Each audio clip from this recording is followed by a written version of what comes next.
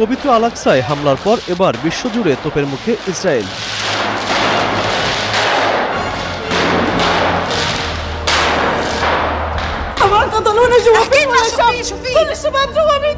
Israeli পুলিশের এমন ন্যাক্কারজনক কর্মকাণ্ডকে চূড়ান্ত সীমা লঙ্ঘন বলে আখ্যা দিয়েছেন তুরস্কের প্রেসিডেন্ট রিসেপ তাইপ এরদোয়ান। এছাড়া তীব্র নিন্দা, দুঃখ ও উদ্বেগ প্রকাশ করেছেন জাতিসংঘ, আরব লীগ ও কানাডা সহ বেশ কয়েকটি দেশ ও সংগঠন।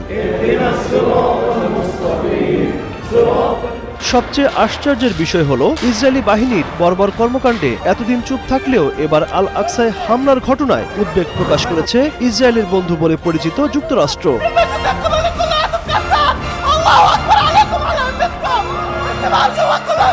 আল আকসা মসজিদে ইসরায়েলি পুলিশের অভিযানের নিন্দা জানিয়ে দ্রুত এই হামলা বন্ধের আহ্বান জানিয়েছেন তুরস্কের প্রধানমন্ত্রী রিসেপ তাইপ এরদোয়ান। এসব হামলায় তুরস্ক চুপ থাকবে না বলে জানিয়েছেন তিনি।